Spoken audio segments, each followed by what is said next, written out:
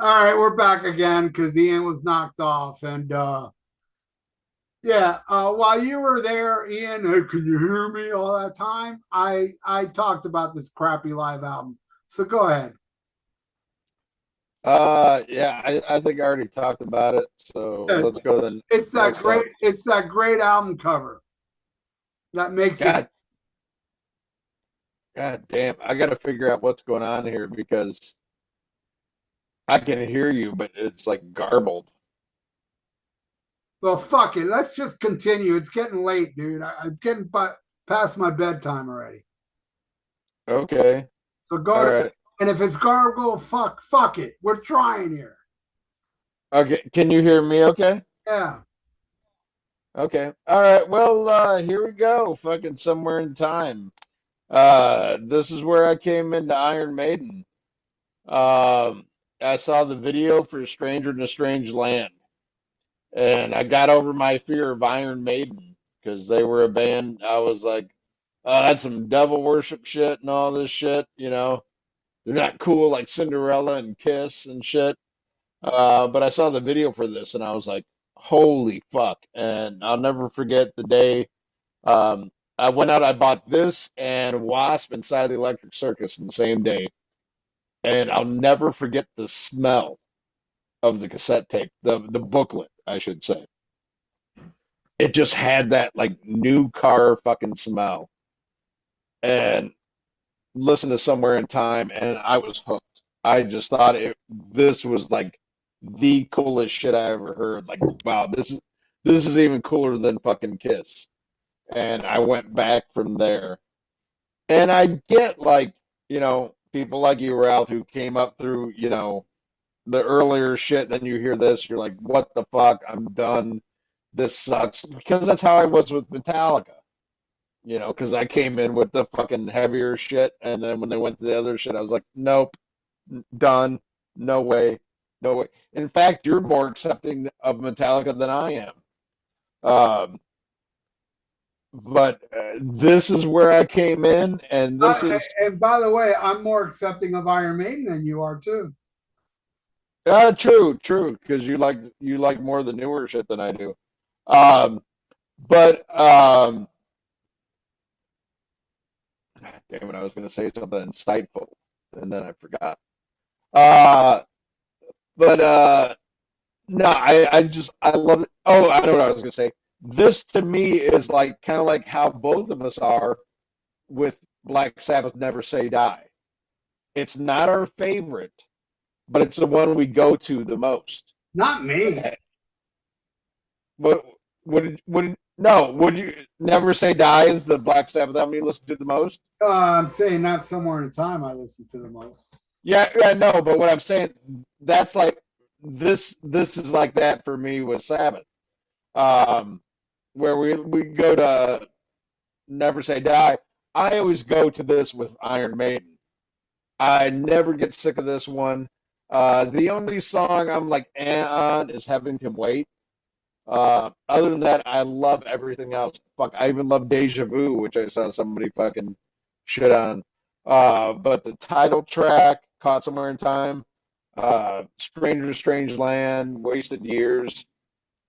But I'm all like Sea of Madness, Loneliness, The Long Distance Runner, Alexander the Great. Um, I just find this to be a phenomenal album, and I'm really disappointed on, I'm getting ready to go see this tour, and the songs I really want to hear, they're not playing. They're not playing Loneliness, The Long Distance Runner. They're not playing Sea of Madness. Shit like that. I'd much rather hear than fucking Wasted Years. I love Wasted Years. Don't get me wrong. But I mean, like, Wasted Years is the fucking closer. I'm like, really? I want to hear fucking City of Madness and the other shit. But I love this album. I never get sick of it. This was my intro, and then I went back into this amazing band of the 80's. Um, you know, I just think it's fantastic. Again, a lot of people might consider this a better album cover than an album. I don't give a fuck. It's a great album cover. To me, it's a great fucking album. it doesn't bother me the change in sound because this is where I found them. Just like, my son loves Load and Reload because that shit came out when he was, fucking 8 years old, and that's his first experience.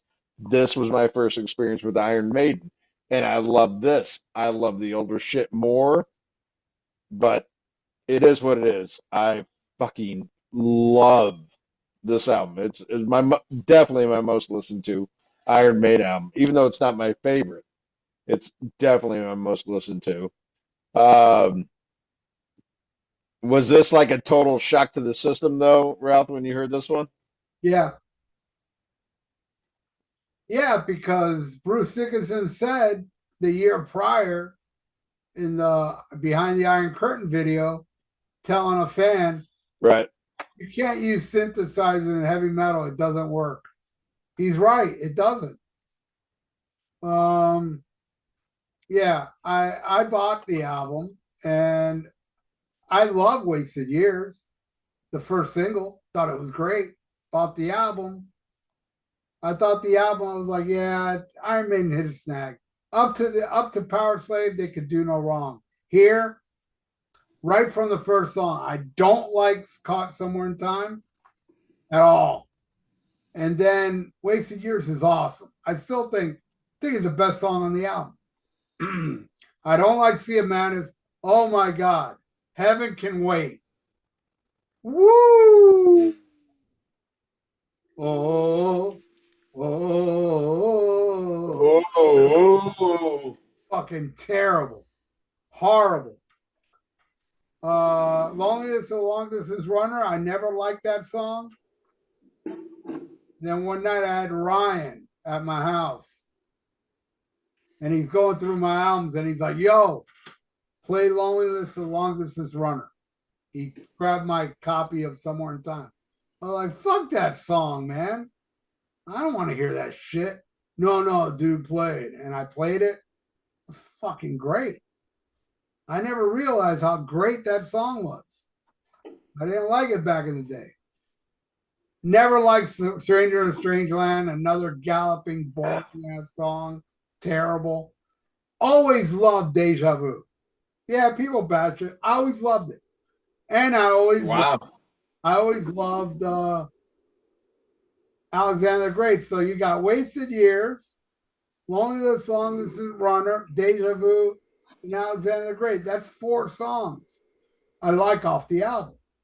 But that's not half of it. So that's why I got a problem with Somewhere in Time. It has 4 good songs. The rest is just uninspiring. Isn't this the album that Bruce Dickinson had nothing to do with? Yes. Yeah, can you hear me? Yeah. Okay. Yeah, he contributed to the sound. He wrote songs and the band shut every one of them down because he wanted to do an acoustic album after Power Slave. He thought that's where they need to go. He wanted to do more like a Jethro Tull thing, which is funny because um, Steve Harris loves Jethro Tull, but that's where he wanted to go, and they were like, no. So yeah, there is no songwriting credit to Bruce Dickinson on this, but I love it.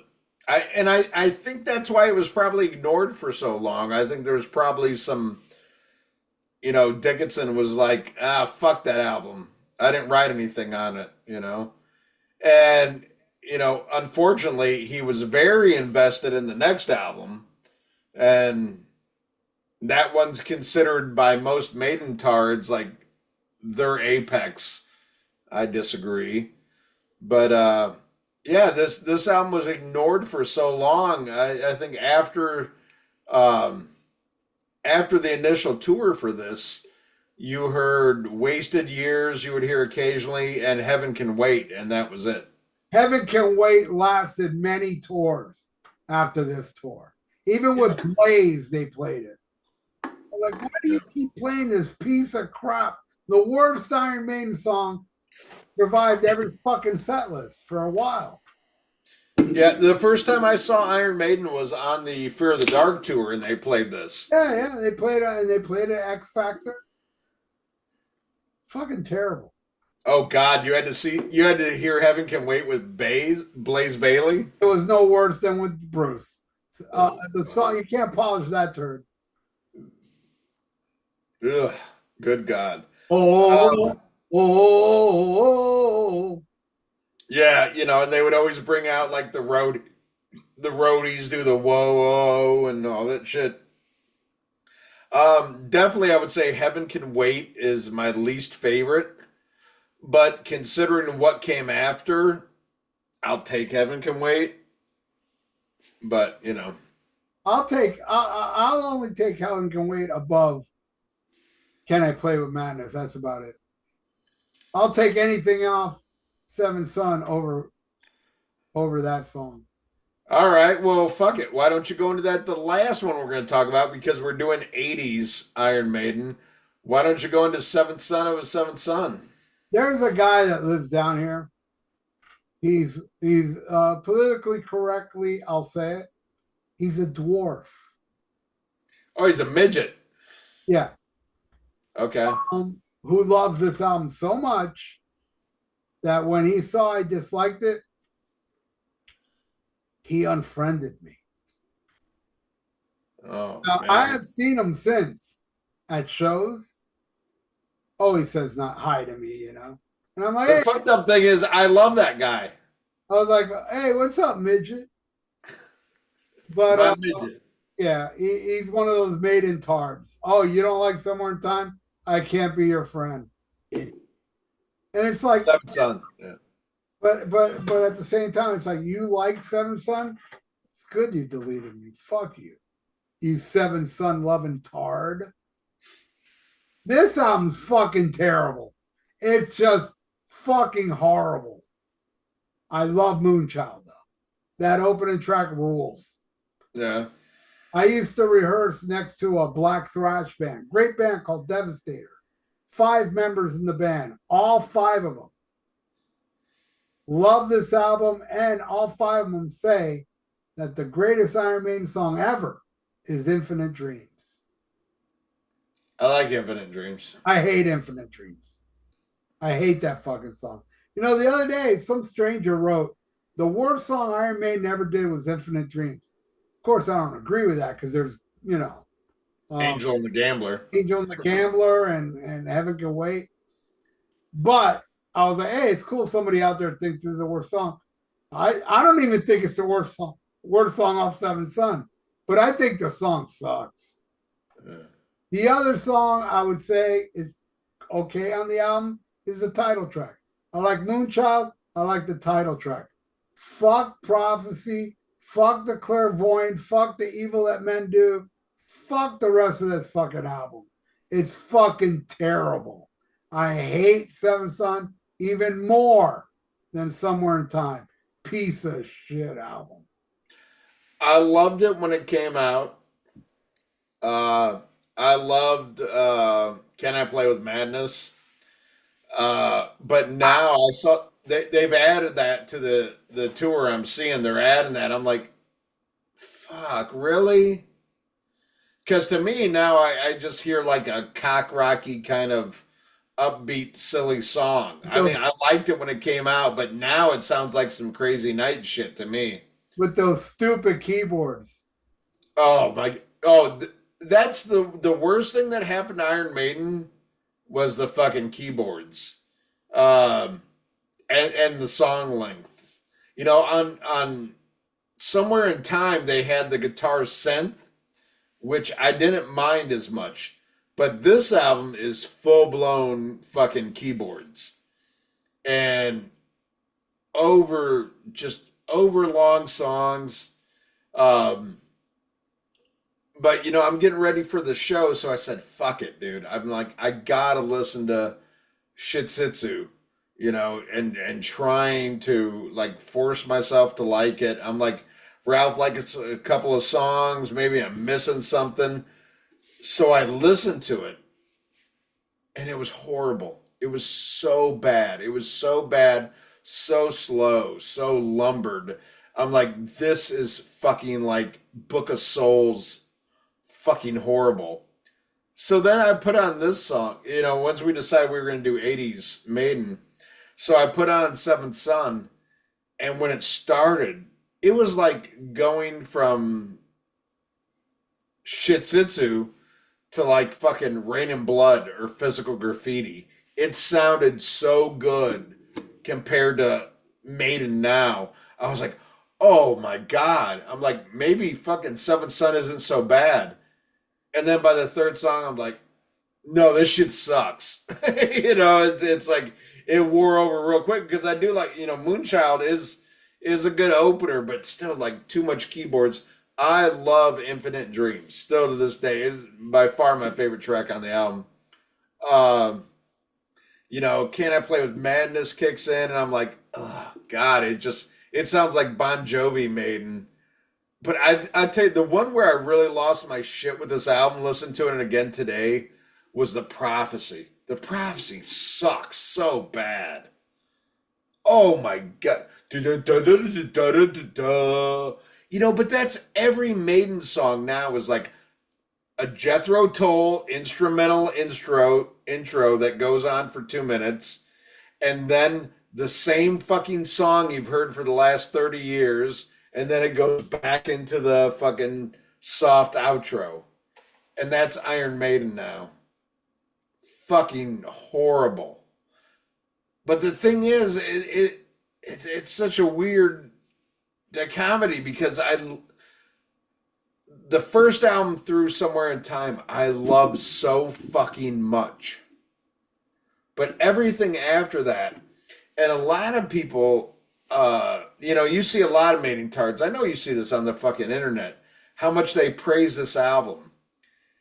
And you know what I really think it is like everything after this album sucks so bad that it makes this album look better than what it really is. Like what you would say about Live After Death. It's got a great album cover. Great album cover. Looks great. The tour, it was a cool looking stage show. But then you go after this album, you have No Prayer for the Dying, where they try to take a step back. Like, I look at No Prayer for the Dying like I look at Wasp Eldorado. It's a band trying to go back and recover the raw shit, but no, it's too late. You can't do it. Fear the Dark, like if you took the best songs off of No Prayer for the Dying and Fear the Dark and added them up, it still wouldn't match good Iron Maiden. Then you got the Blaze Bayley shit, which is like, that shit's so fucking horrible. That's like Buster Poindexter singing for ABBA. That's about how much Blaze Bayley matches fucking Iron Maiden. Horrible. Even though there's great songs like what's it, Name of the Rose and the Klansman and shit like that. It's good when Bruce Dickinson sings it. Blaze Bayley sucks, man. Sucks. At least in Iron Maiden. He might be great on his own shit. You mentioned he did a solo album afterwards. That's great. He sucked in Iron Maiden. Maiden gets back with Dickinson. There's some songs I really like on Brave New World. But it kind of wore off real quick. And everything after that is like fucking horrible. It's horrible prog. It just sounds like old men up there. And I don't know if it's like, do you need a new drummer? Is it time to get rid of Nico? I mean, motherfucker had a stroke. If you go see him now, they're talking about, I forget what drum intro it is, something off of Somewhere in Time. He can't even play it. So, and he admits, like, I do this because I can't do that. I don't know. But this album, holy fuck, was it a labor to get through today. I mean, it wasn't as bad as fucking getting through Shitsitsu, but it's still pretty, this is aged so bad to my ears. This isn't the Iron Maiden I know and love. The Iron Maiden I know and love is the first album through Somewhere in Time. But a lot of people disagree with this. I mean, I find it funny, like people like Stephen Kirsch. I love you. You're my favorite Jew after Jerry Lewis and David Lee Roth. But like they didn't like Maiden of the past, but they like current Maiden. And I'm like, you are fucking nuts. You know, like Stephen Kirsch's favorite Maiden albums is Book of Souls and Shitsitsu. I'm like, what the fuck? It don't make sense. Yeah, I I feel don't know. the same way with you and Somewhere in Time, dude. Yeah, but I mean, you got to say you like more songs on Somewhere in Time than you do this album. Yeah, but Somewhere in Time compared to other Maiden albums is weak. Four good songs. No, I will say I get that though. I get that if that is the Maiden you grew up with, I can see why you don't like that. I can at least admit that. I like it, but I can see where like if Power Slave is your Maiden, Power Slave is 10 times heavier. Power Slave is heavy metal. You know what I mean? It's heavy fucking Power Slave is 1984. Yeah, you're right. You're Another absolutely example. I'm telling you, there's too many examples of why 84 is my cutting point. no. I get that. I get that. And if I came in at the same time as you were, I'd probably be the same. But I get, and we both agree, our favorite era of the 80s is 80 to 84, and then shit changed. I mean, that's just a fucking fact. Van Halen. Yeah. I rest my case. Yeah, everything went to shit when Sammy Hagar joined Van Halen. That's true. After 84. Yep. Well, that's our opinion on 80. Maiden, 1980 through 1988. You know what, Ian? I changed my mind. I'm going to What's put that? this up in 3 parts on YouTube so we don't look blue. Okay, whatever you want to do. Fuck, you know? But I don't know. Maybe in the future, do you want to do more Maiden, or is this it for us? Yeah, no, I'd like to go through all the albums eventually, but next week will be something else. Now, also, we got to talk about our Yacht Rock episode. I don't know if probably we did talk about it, but I'll bring it up again. It was our viewers that requested us to do a Yacht Rock episode. Right. I thoroughly enjoyed it. It was an amazing show, but it didn't do well. Leave what we're gonna do. I mean, you all can suggest still, but we're not doing no more polls. But you all can suggest something, and if it sounds appealing to me, Yeah. we'll do it. But one thing I don't want to do, Ian, or at least I don't want to make it a habit. I don't want to do album reviews anymore. We will do album reviews here and there, especially new ones, Right. a new album. But I would like to talk about different stuff like a top 10, favorite singers. Oh no, I agree. Like the one I brought up to you is like the most disappointing albums. I think would be a great one. Oh, do 10 disappointing albums. Iron Maiden will make mine. And different stuff, man. Let's start with different, subjects and shit. Oh no, I agree. And like I think the fucked up thing is like the fans voted on the Yacht Rock one, and by all accounts, like the people who listened to it, and the one I really trust is Ralph. Ralph wrote me back. He's like, this shit was fucking awesome. I fucking love that episode. It's my favorite of the newer episodes. But Yeah. it didn't do well. But for the fans out there or listeners out there to vote for Yacht Rock, I'm glad you did. I'm glad we did it. I'm not complaining about what we did. Right. But it just didn't translate well because people suck and don't want to hear about Yacht Rock. Right. Listeners do, and our listeners loved it, and that's great. But let us do our thing. And, we are open to suggestions, but no more polls. Yeah. It's unfortunate because I liked the poll and I liked the outcome of the last poll. But, it's out of my hands. Ian's a numbers whore. Yeah, I am a numbers whore. But what I do like, though, is the hardcores that did listen, I got some amazing feedback about that episode. It wasn't just Ralph. I mean, Ralph was the first one like, this shit's good. And then, like, some other hardcores wrote me like, holy fuck, that was a fun episode. but yeah, we're gonna do. We're kind of getting to that. Like, let's do what we want to do.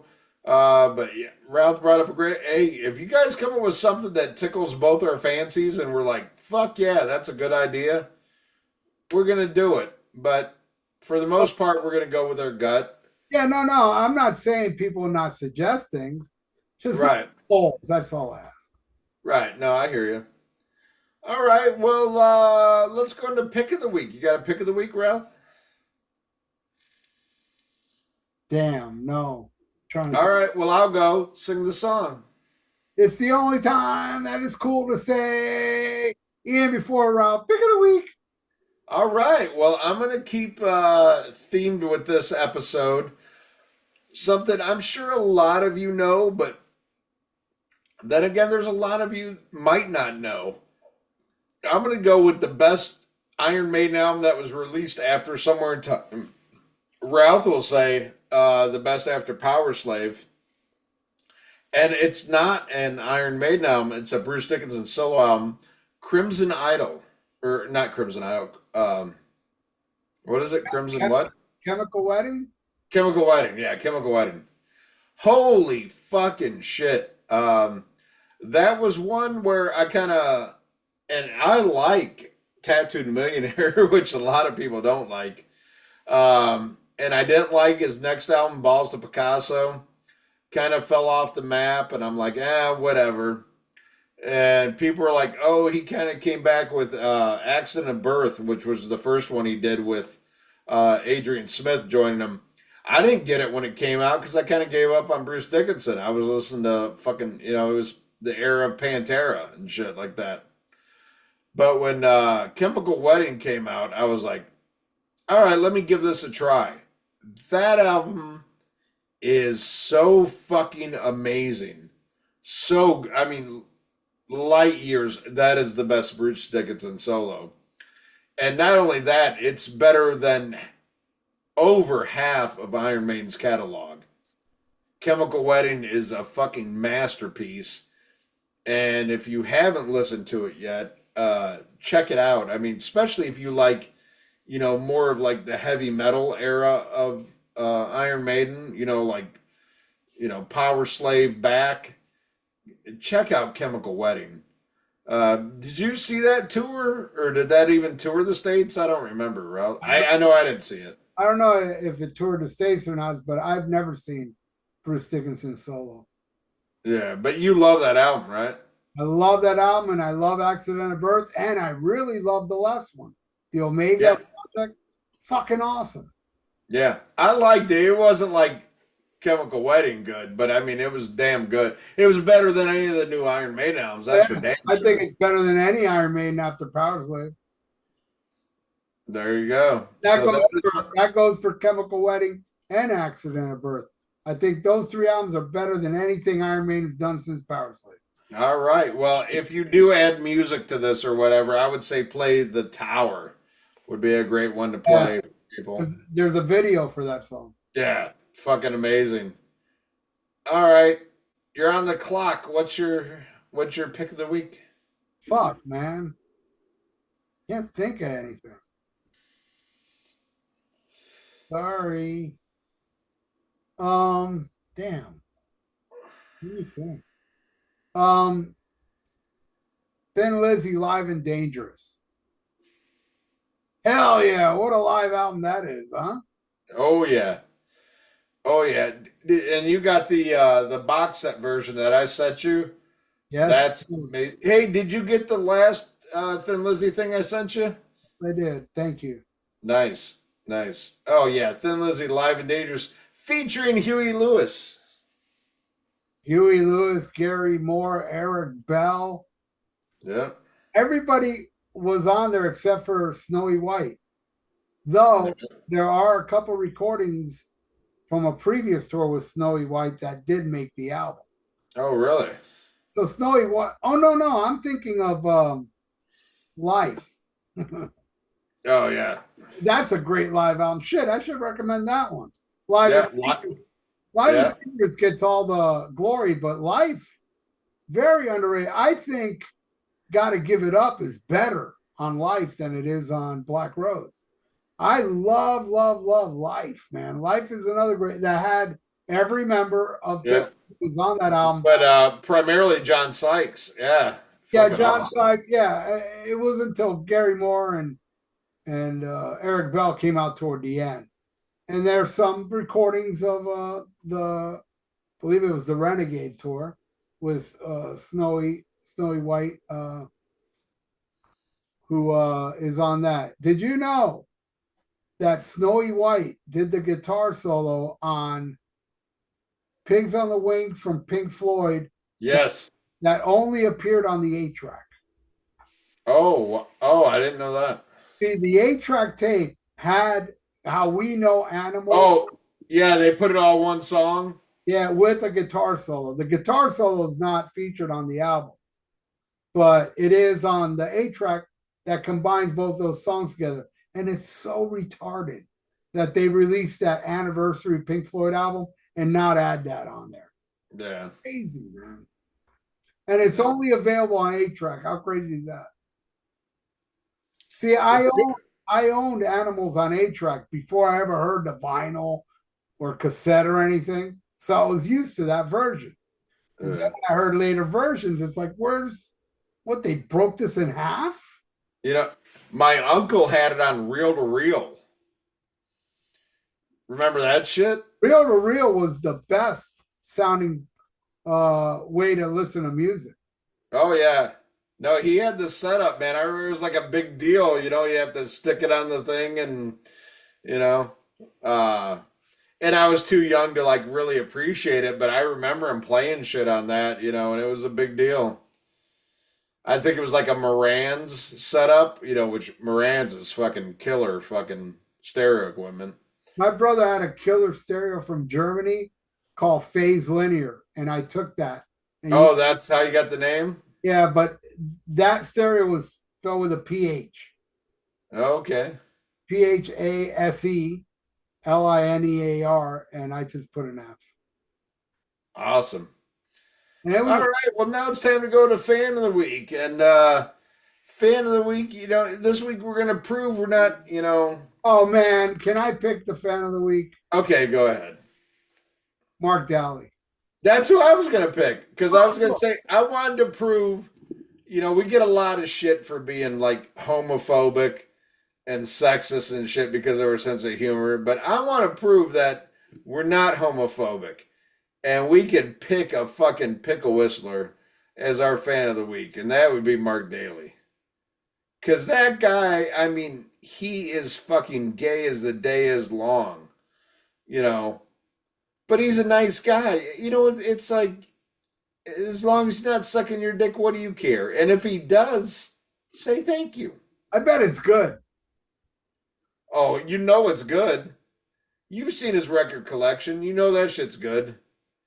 It's you know, he's got no taste because he's got no, like, that thing in the back of his throat that makes him, you know, you can, you know, shove that whole fucking thing in there. That's Mark Daly. He'd take all that cock. I understand it was a big, veiny black cock that opened his throat. Oh, yeah. Yeah, oh, yeah. He'd take Rick James, bitch. That guy, what a fag. Mark Daly is awesome. He is. I had a falling out with him today briefly, and then I apologized, and he accepted my apology. And he was telling me he was going to take a break and not post as much like he used to. And I told him, please don't. Be yourself. Don't be restricted. What I did was wrong, and I would appreciate if Mark Daly just keeps doing what he's doing. I don't have to, like, you know, if he puts up stuff that I know, like today, the Black Sabbath thing, I know this, but not a lot of people knew that, including Ian. Ian didn't even know that. Yeah. So you know, it was very informative what Mark Daly did to him, and I fucking started shit with him because of that, and I was so wrong. You know, and a lot of people get mad at Mark Daly because he gave his wife AIDS, but you know, she's not that good a person anyway. You know, so mind your business. She deserved it, you know. He gave his wife AIDS. You mean he had a wife? Yeah, he paid good money for that shit too. I think he gave her AIDS on purpose because he hates Well, women. he's gonna divorce her as soon as his parents are dead. You know that shit's a beard. But Yeah, I hope his parents die soon because that AIDS is gonna kick in and his wife's gonna kick the bucket. You know. oh man, look at Magic Johnson. That guy had AIDS for decades. He's still around. Yeah, but that motherfucker got more money than fucking Mark Daly. But You know, you know why Magic Johnson has lived this long with AIDS? why's that? Because he has a Magic Johnson. Ah. So anyway, Mark Daly's a fag, but he's our fan of the week. And Mark Daly has a Magic Johnson too. Yeah, it turns women off. It's magic. I really do want to thank Mark Daly for everything he does. He contributes. He watches the podcast. He's a fan of ours. He's just about always there on Almost Human Live in the chat room. Yeah. He's a big supporter, and I felt so shitty, and I'm so glad that he accepted my apology because Mark Daly's all right, man. I mean, Yeah, he does annoying stuff, but whatever. I'm going to ignore it from now on and let him be. And I appreciate if nobody would attack the guy. And in his defense, the two women that he slept with, that he gave AIDS to, weren't nice people anyway. Yeah. I can't believe he was with a woman. Yeah. Well, I mean, back in our day, it was called a struggle snuggle. I guess now it's called rape, but I think it has everything to do with him hating women and wants to give them AIDS. Yeah.